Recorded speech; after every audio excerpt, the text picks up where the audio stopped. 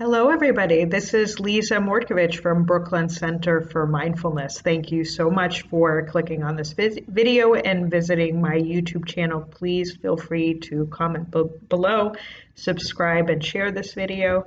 I hope that this video is going to be helpful for you. I am going to, in this video, be talking about another dialectical behavioral therapy skill, the emotional regulation skill. This is a super important skill.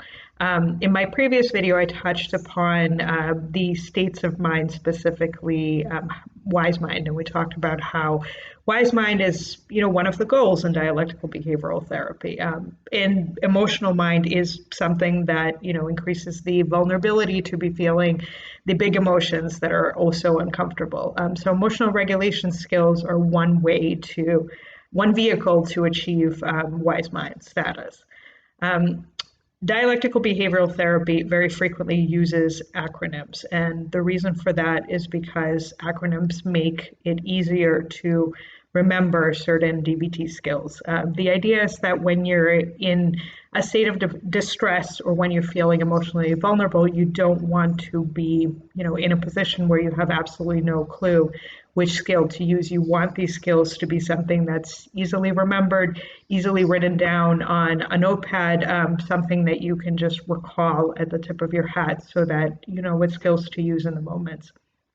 So emotional regulation skills, one of the acronyms used is PLEASE. So PLEASE stands for PL is physical illness. So when you're feeling emotional, you want to make sure that you treat any kind of physical illness that you have. It also, extends to self-care for your body. So keep that in mind.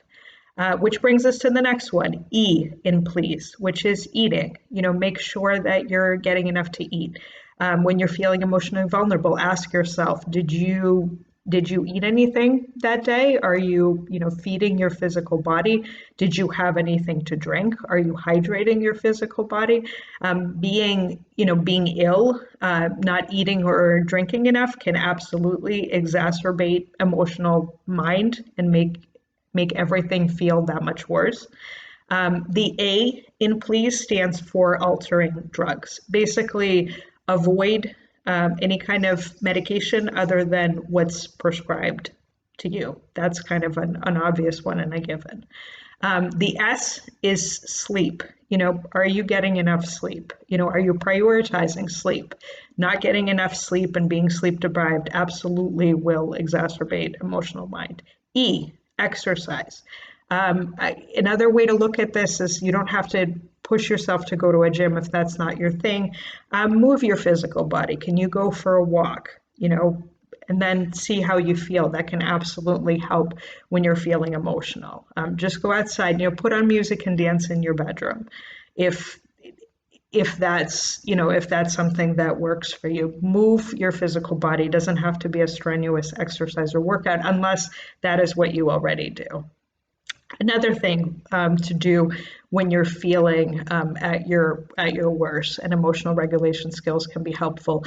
Building mastery. So what does that mean? It means, either creating a hobby for yourself, doing something that you're good at, cooking, if that's what you enjoy doing artwork, if that's what you enjoy doing, singing, if that's what you enjoy doing. Also, even just, being a supportive friend, if that's what works for you.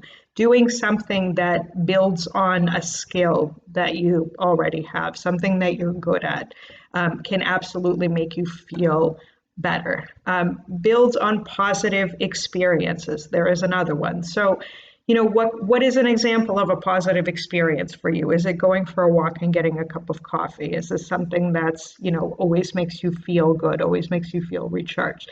Is it calling up a good friend? When have you felt at your best? Can you do that thing again? Because that absolutely can help when you're feeling emotional.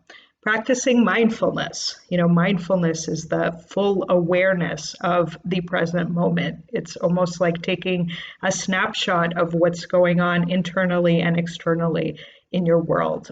Being mindful and aware of what emotions are coming up for you. Which brings me to the next one.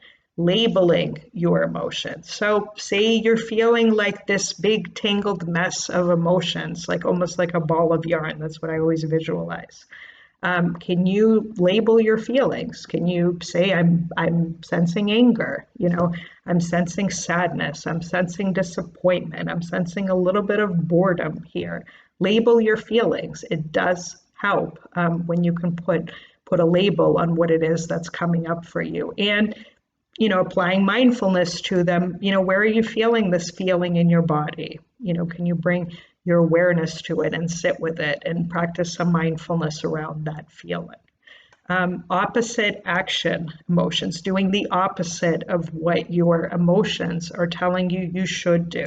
This is one of my favorite tools in the emotional regulation skill.